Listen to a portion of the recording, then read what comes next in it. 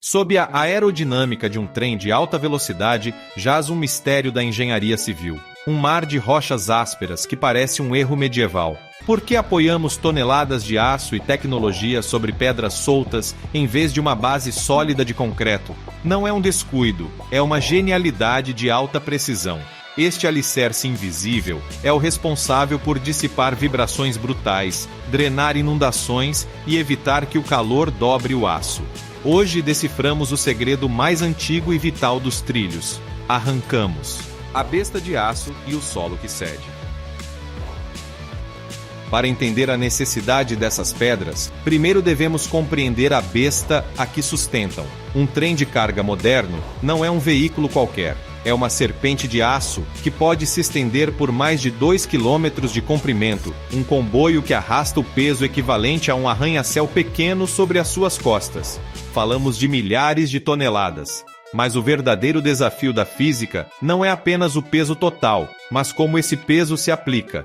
Concentra toda essa massa em um ponto diminuto, a área de contato de uma roda de trem com o trilho. Essa área é apenas do tamanho de uma moeda pequena.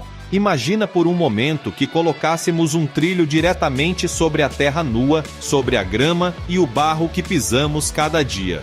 Agora, faz com que uma força equivalente a dezenas de elefantes se concentre nesse ponto do tamanho de uma moeda. O que aconteceria?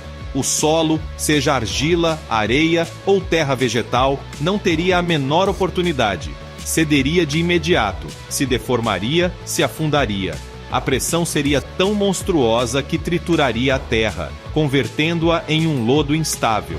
O trilho se enterraria, se torceria e se inclinaria em questão de segundos. Um trem que tentasse avançar sobre isso descarrilaria em seus primeiros metros, sepultado em seu próprio buraco. O solo natural é, para uma besta desta magnitude, tão estável como um colchão de água. Necessitamos de um intermediário, um tradutor entre a violência concentrada do trem e a fragilidade da terra. Necessitamos de algo que transforme um golpe de martelo em um aperto de mão. Esse algo tem um nome técnico, lastro, e é muito mais que um simples monte de pedras. A magia do bolo de camadas que flutua.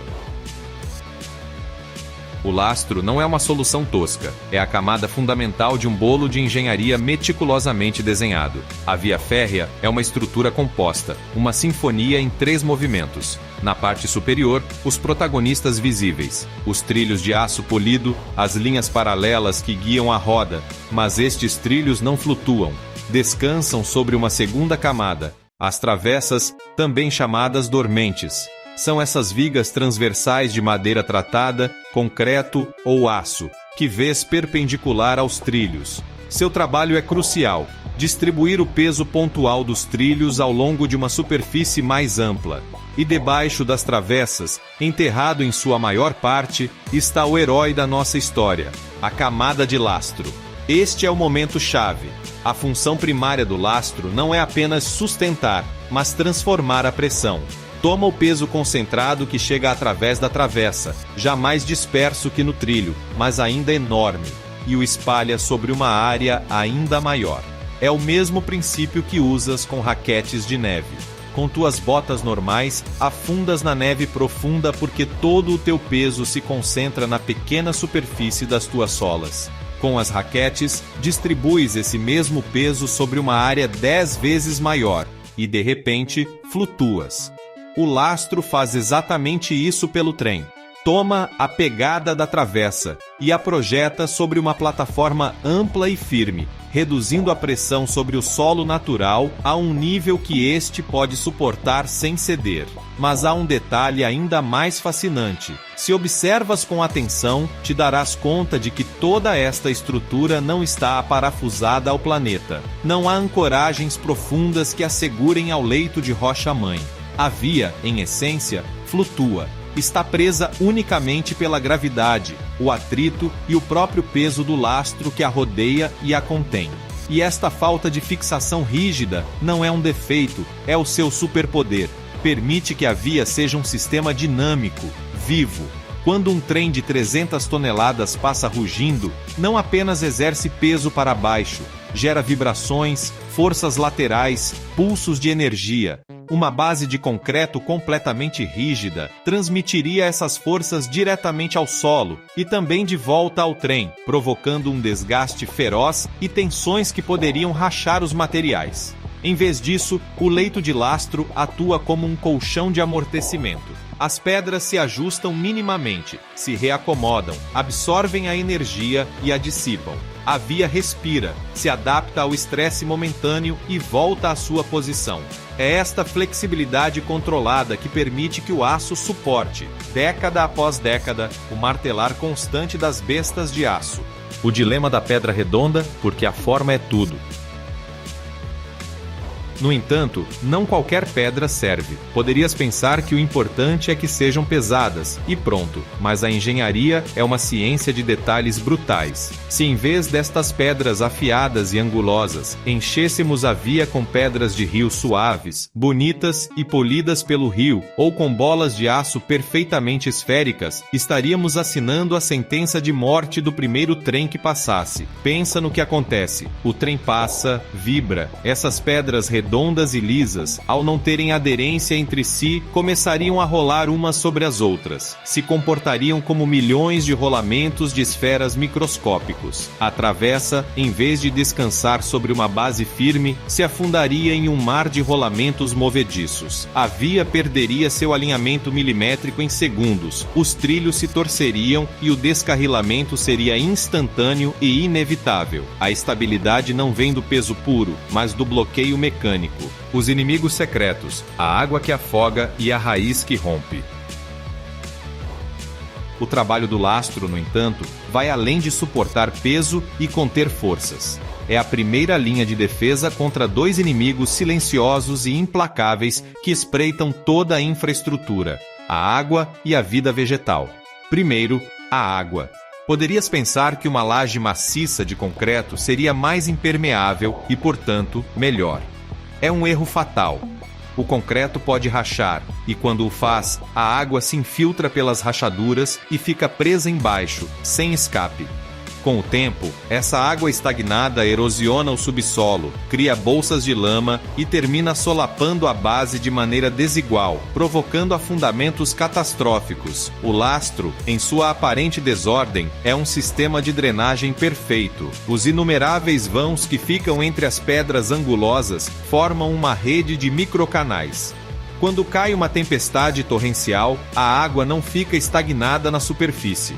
É conduzida imediatamente para baixo, através dos vãos, e dispersada lateralmente, afastando-se da zona de carga. A plataforma da via permanece seca e estável. A água, em vez de ser um inimigo, é expulsa com eficiência hidráulica. Depois está a natureza. Sem a camada de lastro, o solo sob a via seria um leito fértil. As sementes, transportadas pelo vento ou pelos pássaros, germinariam. As raízes de ervas, arbustos e inclusive árvores começariam a crescer entre as travessas e sob os trilhos. Essas raízes, com sua força lenta mas imparável, atuariam como cunhas naturais. Separariam as pedras, romperiam a compactação do solo, reteriam umidade e, finalmente, deformariam o alinhamento milimétrico da via. O lastro, seco, sem terra fértil e composto por pedras afiadas que são um ambiente hostil para a germinação, atua como um herbicida natural e estrutural. Cria uma zona estéril, uma terra de ninguém, onde a vida vegetal não pode se estabelecer, protegendo a integridade geométrica da via. Assim, estas pedras humildes realizam uma tripla função magistral. São um alicerce distribuidor de carga, um sistema de drenagem autônomo e uma barreira biológica. É uma solução de uma elegância avassaladora, mas esta obra-prima da engenharia não é um monumento estático. Está viva, sujeita ao desgaste, ao tempo tempo e as forças que ela mesma está desenhada para domar. O que acontece quando, depois de milhares e milhares de trens, o lastro começa a se cansar? E de onde diabo saiu a ideia de usar precisamente estas pedras desta maneira? A resposta a essa última pergunta não está nos manuais de engenharia do século XIX, mas nos porões de barcos que sulcavam os oceanos centenas de anos antes, carregando um lastro com um destino que ninguém poderia ter imaginado: a manutenção da obra-prima, quando as pedras se cansam. O lastro é duradouro, mas não é eterno. Imagina que cada passagem de um trem é um pequeno golpe de martelo. Após milhões de golpes, as pedras de granito mais duras começam a ceder. Suas arestas vivas, tão cruciais para o intertravamento, se arredondam lentamente pelo atrito constante. Se lascam, se pulverizam. Ao mesmo tempo, o vento arrasta poeira e terra, que se infiltram entre os vãos. Com o tempo, ocorre um fenômeno letal para a via: a contaminação ou sujidade do lastro. Os espaços livres que formavam o sistema de drenagem perfeito vão se enchendo de um lodo compacto de poeira e fragmentos diminutos. A massa deixa de ser porosa, a água já não drena, estagna.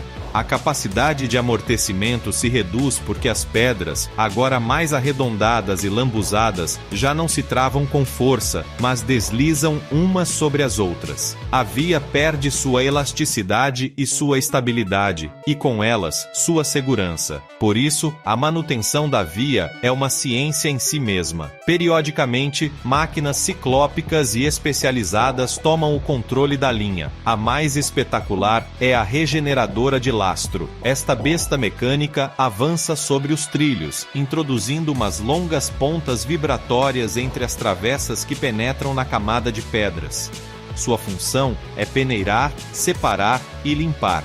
Agita violentamente o lastro, expulsando para os lados o material fino contaminante, os finos, e deixando atrás apenas as pedras grossas e ainda úteis.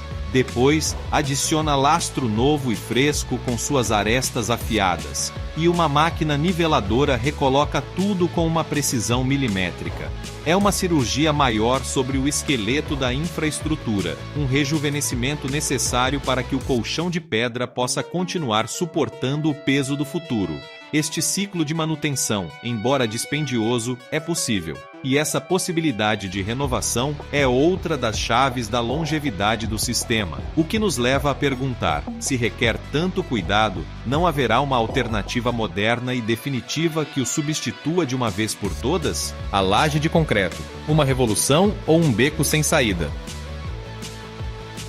A alternativa existe, e é a via em placa de concreto. Imagina uma autoestrada lisa e contínua de concreto armado, sobre a qual se fixam diretamente os trilhos com ancoragens elásticas. Parece o sonho de um engenheiro. Ordenada, limpa, permanente. Tem seus nichos de uso onde brilha. Em túneis de alta velocidade, por exemplo, onde o espaço é reduzido e a ventilação é crítica, eliminar a poeira do lastro é uma vantagem enorme. Em longas pontes e viadutos, reduz o peso morto sobre a estrutura comparado com uma grossa camada de pedras. E em muitas redes de metrô urbano, sua menor altura de construção e sua superfície lisa são ideais. Mas para a grande maioria das linhas ferroviárias que sulcam a paisagem a céu aberto, a laje de concreto é um beco sem saída cheio de compensações perigosas. Seu primeiro e maior obstáculo é o custo. Construir uma laje contínua de concreto armado, com sua necessária armadura de aço e sua exigente preparação do terreno, é entre 3 e 5 vezes mais caro que assentar uma via convencional sobre lastro. O segundo é a água. Uma laje de concreto não drena. Requer um sistema de canaletas, bueiros e bombas para a vida toda para escoar a água da chuva. Um sistema que pode falhar e provocar inundações sobre a via. O terceiro, e talvez mais decisivo, é a inflexibilidade. O concreto é rígido. Se o terreno natural se assenta, mesmo que sejam alguns milímetros, a laje não se adapta, racha. Reparar uma rachadura em uma laje de concreto enterrada sob a via não é uma operação de manutenção. É uma obra de reconstrução faraônica que exige cortar o tráfego durante dias ou semanas. Em contrapartida, com lastro, se o solo cede, as máquinas socadoras simplesmente levantam os trilhos e as travessas, preenchem com mais pedra, e a linha volta a funcionar em horas. Por isso, apesar de sua imagem moderna, a laje de concreto não é o sucessor universal do lastro, é um complemento caro para situações muito específicas.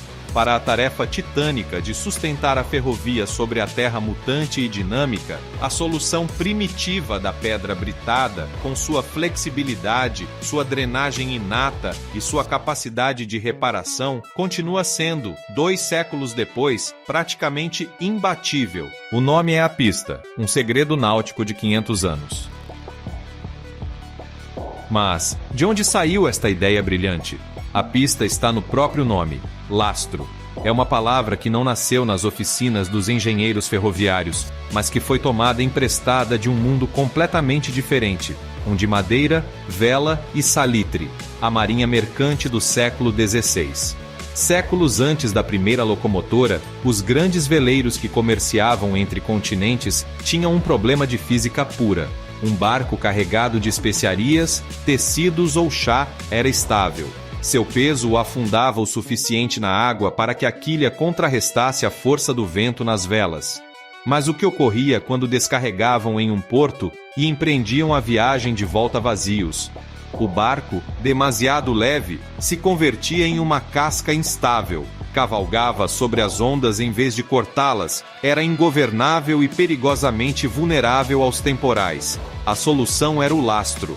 Necessitavam de peso morto, barato e abundante para afundar a quilha à profundidade operacional. E que material cumpria esses requisitos com perfeição em qualquer porto do mundo? Pedras. Os marinheiros enchiam os porões vazios com toneladas de pedras comuns, lastreando o navio para sua viagem de regresso. Ao chegar a portos como Londres, Amsterdã ou Sevilha, para carregar novas mercadorias, tinham que esvaziar essas montanhas de pedras que já não necessitavam. Os cais se enchiam de verdadeiras colinas deste material de descarte, um lastro que havia cumprido sua vida útil. Avançamos agora até os primeiros dias da ferrovia, no início do século XIX. Os pioneiros, homens como George Stephenson, enfrentavam o desafio de assentar trilhos sobre os solos macios e instáveis da Inglaterra. Necessitavam de um material que drenasse, que distribuísse a carga e que fosse baratíssimo. Conta a lenda da engenharia que, olhando para os portos superlotados de atividade, alguém teve um momento de revelação. Ali havia montanhas de pedra, um material pesado e drenante, que os barcos descarregavam de graça porque era apenas um estorvo. Era o recurso perfeito. Começaram a levá-lo em carroças para o interior, a usá-lo como alicerce para seus novos caminhos de ferro. E não apenas adotaram o material, mas também o nome. O lastre marítimo, em inglês ballast, se converteu no lastro ferroviário.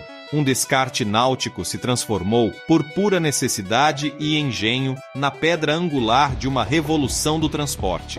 Assim que a próxima vez que vires essas pedras cinzas sob um trem, espero que já não vejas escombros. Vejas um sistema de engenharia de uma sofisticação avassaladora.